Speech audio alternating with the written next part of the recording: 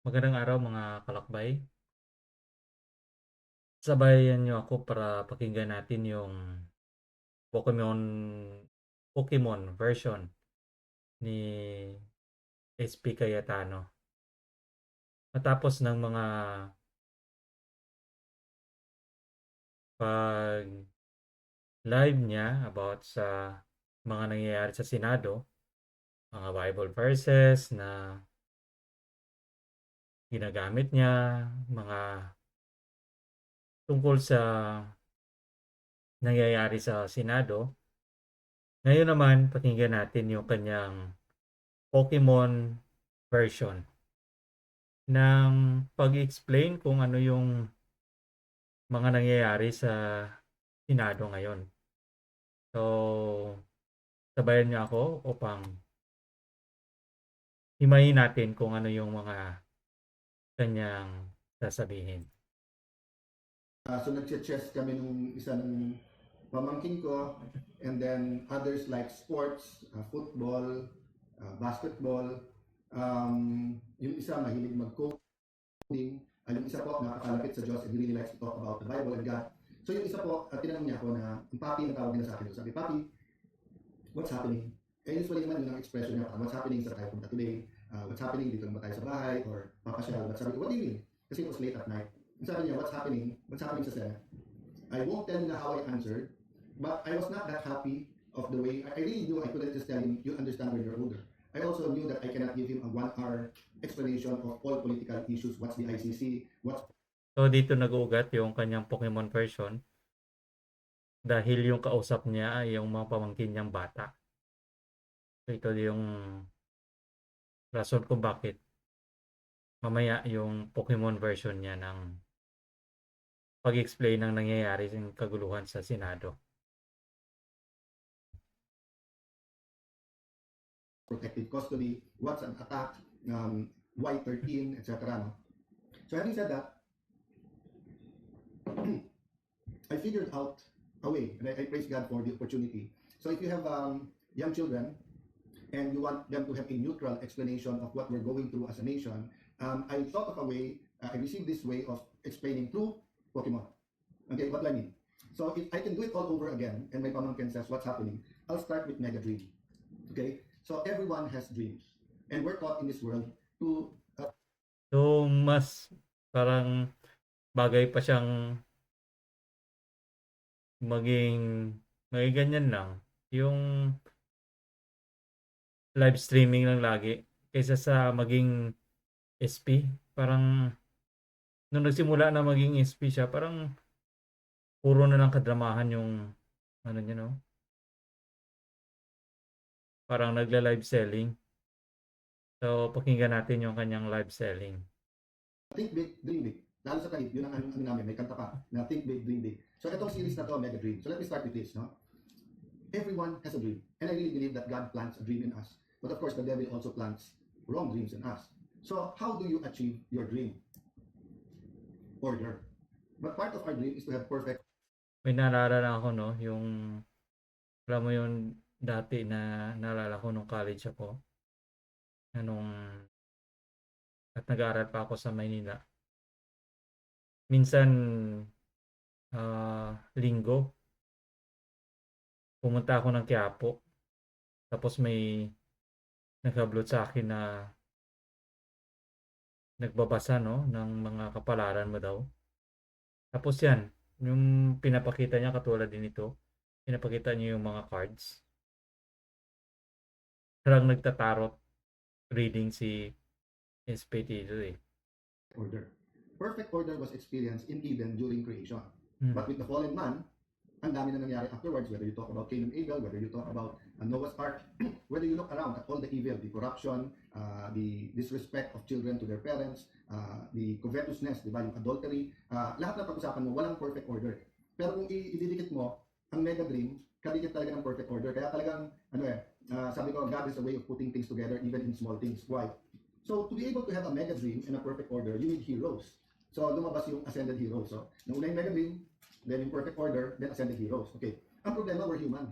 So yung nababasa natin sa comic books or napapanood natin sa Netflix or napapanood natin sa sine, yan yung mga heroes. Kaya nga meron din villains, di ba? May bida, may kontrabida. So ang problema ngayon sa algorithm natin, sa ating political thinking, parang rumble ng fraternity members na kung pakaya na, o gulpihan na, I don't care about who's right and wrong. Doon lang ako sa kakampi ko, di ba? So, explaining to young people that there's always a dream, and of course, the better the order or perfect order, mas madali. But then, sinong bida, sinong kontrabida?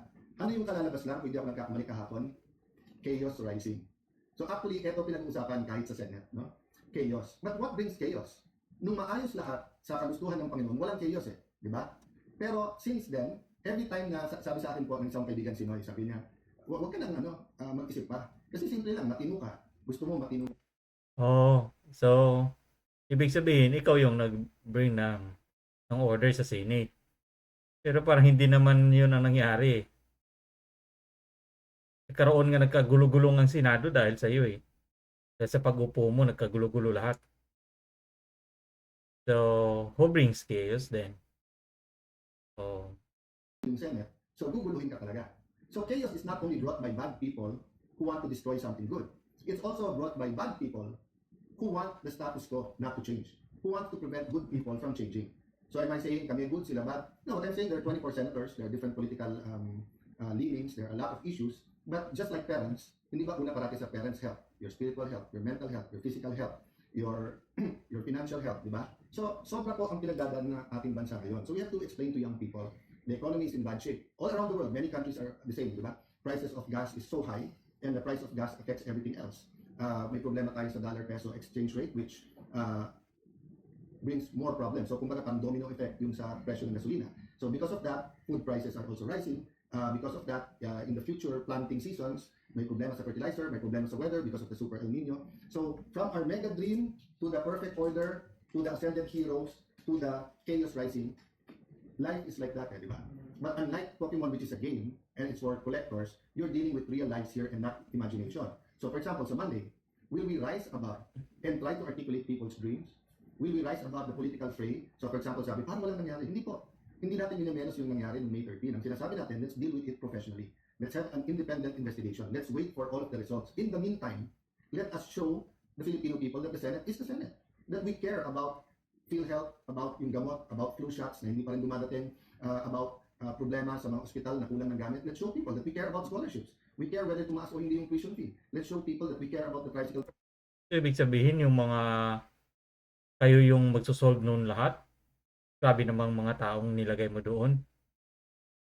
So yun yung ibig sabihin mo ng Pokemon card mo. So you bring order. Kumbaga. So sa simpleng explanation mo ng Pokemon cards is you're the hero. So yun yung gusto mong i-explain doon. Okay. Drivers, the Grab drivers, the jeepney drivers, the taxi drivers, di ba? Let's super an archipelago. Mas hirap yung mga nasa island living natin. So, guys, I'll stop here, but I'll just remind everyone, hindi pwedeng wala si God sa usapan. Let's not abuse God. Let's not use God. Let's be used by God. Let's not use God. Tama na rin. Kasi ikaw naman na nag-abuse ng using of God. Using of God is just hypocrisy. Diba? So, gagamitin mo yung Diyos, gagamitin mo. Come on. Be real. Huwag nang magbalat kayo, huwag nang magtago sa likod ng o paggamit ng Diyos. Pati ba naman ang Diyos, kakalat ka rin mo dyan sa Senado na pinanggagawa niyong kadramahan? Hindi naman kagustuhan ng Diyos, yung kagustuhan niya yun. So tapos dadalhin mo na naman ng Diyos dyan. Come on. Diba? Sino may gawa ng gulo? Sino in the first place? Sino yung gumawa ng eksena doon? Hindi ba kayo din? Ikaw ang nagpapunta kay Bato doon para palitan ang nakaupong SP. Bakit? Kasi ikaw yung magbibigay o magdadala ng order.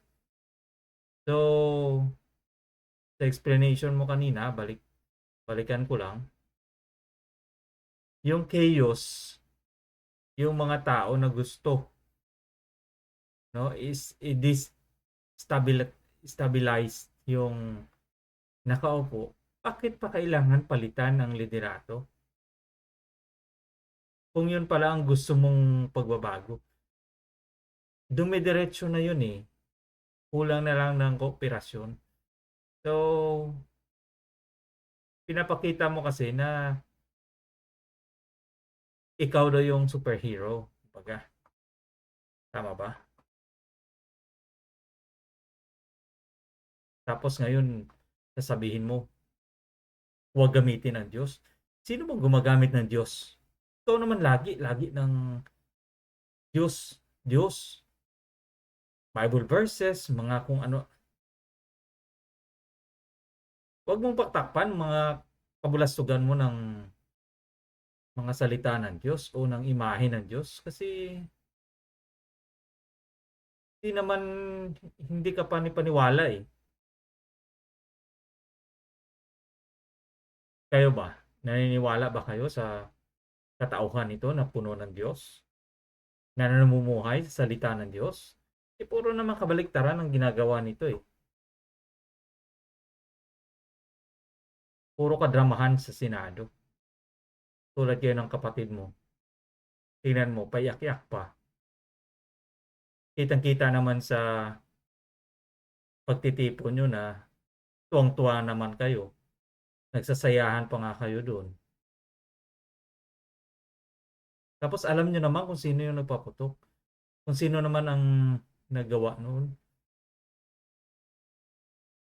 Kung nilusob yung Senado. Sa palagay mo, nandyan pa kayo ngayon? Kung totoong nilusob sa palagay mo, walang may namatay? Sa gayong senaryo na ginawa nyo? Tapos ngayon sasabihin mo, huwag i-drag ang Diyos?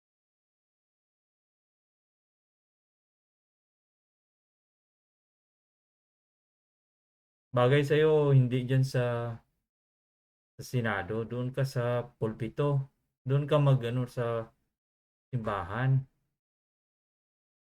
Magwali, mag-homily, magbigay ng sermon. Doon. At huwag kang magbalat kayo. Huwag mo yung idadama yung salita ng Diyos. Pati ang Diyos, kakalit mo sa mga kung anong kalokohan na ginagawa dyan sa Senado. That's why when former Senate President Soto said, baka may ibang plano si Lord. Yun din ang sinabi ko, di ba? Baka ito plano ni Lord. So kung plano ni Lord na 1 day lang ako, 2 weeks lang ako, 2 months, ang prayer ko lang, God, put me where you want me to do what you want me to do. And that's not an easy question. You have to keep discerning. You have to keep reading the Bible. You have to keep asking godly people. You have to surround yourself with the best information. Yung impeachment trial, madali eh. Just be impartial. No? Maayos lang yung takbo.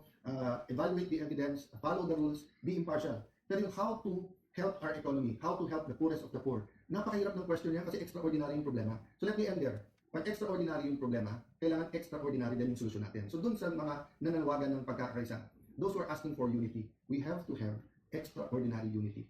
And we can only do that if we love our enemies. So this weekend, can we continue praying?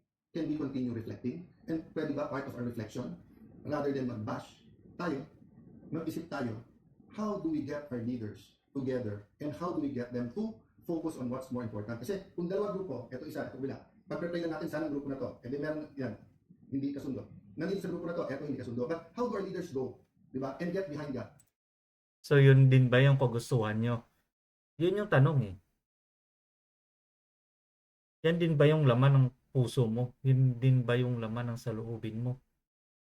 Kasi kung paglilingkod lang sa taong bayan, hindi mo na kailangan na magpalit pa ng liderato. Hindi mo na kailangan pang magbalat kayo. Hindi mo na kailangan pang magpalit ng kung sino pa diyan ang papalitan. Kung totoong serbisyo o tulong, edi tulungan mo. Mag-cooperate ka. 'Di ba nga yung Blue Ribbon Committee na ang mga result nun, ang mga natalakay na doon, hindi nyo nga pinapansin eh. Hindi nga kayo nagpipirma doon. Bakit? Kasi nandoon yung mga pangalan ng iba't ibang grupo nyo. Tapos sasabihin mo, ipagdadasal.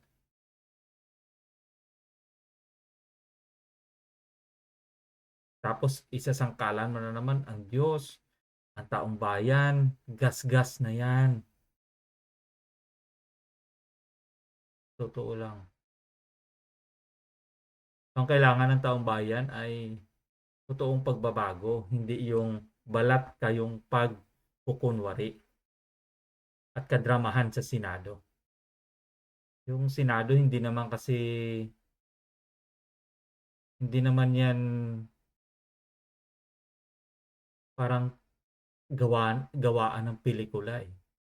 O hindi naman yan kasi yung Senado puro lang pagpapanggap dyan eh. Kailangan dyan maging totoo sa sarili, hindi yung tulad ng ginagawa mo ngayon.